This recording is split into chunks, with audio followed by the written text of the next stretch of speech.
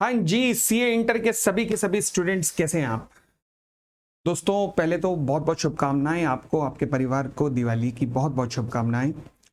आज हम यहाँ आए हैं। अब जो बाकी के 72 73 डेज रह गए हैं, तो मैंने मोटा मोटा लिख दिया 75 डेज स्ट्रेटेजी। अब ये 75 डेज की स्ट्रेटेजी क्या होनी चाहिए, देखो डिपेंड करेगा सबसे पहले कि आप ग्रुप 1 दे रहे हैं या ग्रुप 2 दे रहे हैं। अगर तो ग्रुप 1 दे रहे हैं, ध्यान रखिएगा आपके पास मैक्सिमम मैक्सिमम 30 दिन और हैं। अगर कोई भी कोचिंग रहती है बस उसके बाद छोड़ दीजिएगा, कोई भी अगर कोचिंग रहती है तो। और अगर आप दोनों ग्रुप्स दे रहे हैं, सिमिलरली ग्रुप 2 के लिए भी 30 दिन हो रहे हैं किसी भी कोचिंग के, क्योंकि 45 दिन जो है या फिर जितने भी 40 दिन बचे वो आपको सेल्फ स्टडी करना है। ध्यान रखना सेल्फ स्टडी बहुत ज़्यादा इंपॉर्टेंट है। दूसरी बात, अगर दोनों ग्रुप्स हैं तो हर हालत में आपको 60 डेज पहले, एग्जाम से 60 डेज पहले सेल्फ स्टडी पे आ जाना है। तो सेल्फ स्टडी बहुत ज़्यादा इंपॉर्टेंट है। अब अगली बात रही कि सर सबसे ज़्यादा इस बार का रिजल्ट देखोगे तो भाई साहब जिन्होंने पेपर दिया था सबसे ज़्यादा आंसू किन सब्जेक्ट में निकले हैं जानते हो? सेकंड ग्रुप में, ऑडिट में। भाई साहब वो आंसू गिराए हैं इस सब्जेक्ट ने कि पूछो मत। अब सबसे बड़ी दिक्कत क्या आती है पता है? हंसी भी आती है और अजीब भी लगता है कि यार कितने नादान है हम लोग। बच्चे कहते हैं सर ऑडिट में राइटिंग प्रैक्टिस तो बहुत की थी। मैंने कहा अच्छा कैसे की थी? कहने लगा सर एग्जाम में एग्जाम से पहले हमने मॉक टेस्ट खुद कर करके देखे थे। ये भी बहुत बढ़िया रहा, खुद करके देखे थे। ये कैसे पता लगेगा कि तुमने सही लिखे थे? कैसे पता लगेगा? इंस्टीट्यूट 4 सजेस्टेड आंसर देता है, किसी क्वेश्चन के चारों में अलग अलग के आंसर देता है, तो फिर तुमने किसको दिखाए? क्या तुमने कोई टेस्ट सीरीज परचेज की थी क्या मार्केट से? अच्छा की थी तो अच्छी बात है, ठीक है।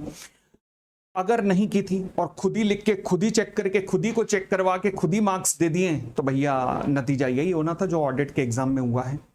तो ले देकर मैं एक ही बात पे आना चाहूंगा, वो क्या कि भैया लॉ एंड ऑडिट ये दोनों ही दुखती रग हैं। ग्रुप 1 की लॉ है, ग्रुप 2 की ऑडिट है। थ्योरेटिकल सब्जेक्ट है, आपको नहीं पता कि जो आप लिख रहे हो वो सही है कि नहीं, तो राइटिंग प्रैक्टिस करोगे कैसे? प्रैक्टिकल सब्जेक्ट में तो हो जाती है, बट थ्योरेटिकल सब्जेक्ट में कैसे करोगे? तो इसलिए ध्यान रखना, कोई बढ़िया सी टेस्ट सीरीज मार्केट से बाय कर लो। मैं नहीं कहता कि मेरी खुद वाली टेस्ट सीरीज बाय करो, मगर मैं कहता हूं चाहे किसी की भी बाय करो, मगर कर लो इन थ्योरेटिकल सब्जेक्ट के लिए एटलीस्ट। हाँ ध्यान रखना, अगर इन दोनों सब्जेक्ट्स के अंदर सक्सेस का एक मंत्र कोई आप मुझसे पूछो कि एक मंत्र क्या है, तो मैं कहूंगा एक ही है, वो है टेस्ट टेस्ट टेस्ट। आज से अगर आपके 72 या 73 डेज रह गए हैं बिफोर एग्जामिनेशन, तो ध्यान रखना इन दो पार्टिकुलर सब्जेक्ट के अगर आप मिनिमम 8 टेस्ट दे दें, यानी कि टोटल 16 टेस्ट, विश्वास मानना कि you are not going to play for 40 to 50 marks, but ये सब्जेक्ट ऐसे हैं जो आपको 60 या 70s की रेंज में लेके आ जाएंगे। ये 8 टेस्ट आपको इस लायक बना देंगे। तो मेरी इस बात पे विश्वास रखना और अच्छे से बड़ा टेस्ट को बड़े अच्छे से देना। अब सवाल उठा सर अपनी टेस्ट सीरीज के लिए बताऊं। मेरी test series Amit Popli classes पे मिल जाएगी, और मैं एक बात के लिए अपनी मूछे ऊपर करके एक बात कह सकता हूं आज, चाहे हो मूछे या ना हो, मगर फिर भी हाथ फेर के ऊपर कह के कह सकता हूं कि पूरे भारतवर्ष में इससे बेहतरीन टेस्ट चेकिंग आपको कहीं नहीं मिल सकती। ये चैलेंज है मेरा, पूरे टेस्ट जितनी भी टेस्ट सीरीज है सबको चैलेंज है मेरा कि इससे बेहतरीन टेस्ट चेकिंग आपको नहीं मिल सकती। क्यों?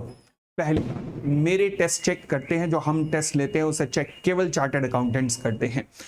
मैं कमेंट नहीं करूंगा, मगर कुछ ऐसी टेस्ट सीरीज भी हैं जहां पर सीए इंटर जो नहीं कर पा रहे वो सीए इंटर के पेपर चेक कर रहे हैं। अब मैं I don't want to name anyone, but ऐसा कई जगह हो रहा है।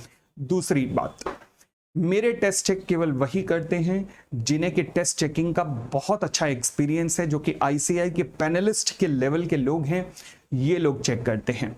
तो इसका, और जो एजुकेशनलिस्ट हैं, सबसे बड़ी बात एजुकेशनिस्ट होना जरूरी है। ये वो लोग हैं जो आपके टेस्ट चेक करते हैं और आपके हर टेस्ट पर, हर क्वेश्चन के ऊपर, डिस्क्रिप्टिव क्वेश्चन के ऊपर आपको कमेंट दिया जाता है कि कहां पर स्कोप ऑफ इंप्रूवमेंट है। और मेरे हिसाब से थ्योरेटिकल में सब्जेक्ट में इससे ज्यादा नहीं चाहिए होता। लॉ एंड ऑडिट के लिए एक और बात ध्यान रखना कि मैं इनके लिए एक रिवीजन बैच भी ला रहा हूं। लॉ का भी पिछली बार फास्ट ट्रैक बैच लाया था, वो इस बार भी फास्ट ट्रैक बैच आएगा, और ऑडिट का भी फास्ट ट्रैक बैच आने वाला है।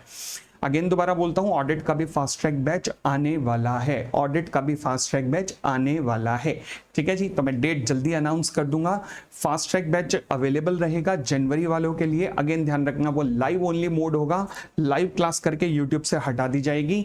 तो प्लीज मेक श्योर आप लाइव देख रहे हैं, ये इसलिए है ताकि आप में सीरियसनेस आ सके, बस दैट्स इट। ठीक है जी, तो बहुत बहुत धन्यवाद इस सारी इंफॉर्मेशन के लिए और इस सारे अपडेशन के लिए। एंड प्लीज चाहे जो भी टेस्ट सीरीज ज्वाइन करना, इन 2 सब्जेक्ट के लिए टेस्ट सीरीज जरूर ज्वाइन कर लेना।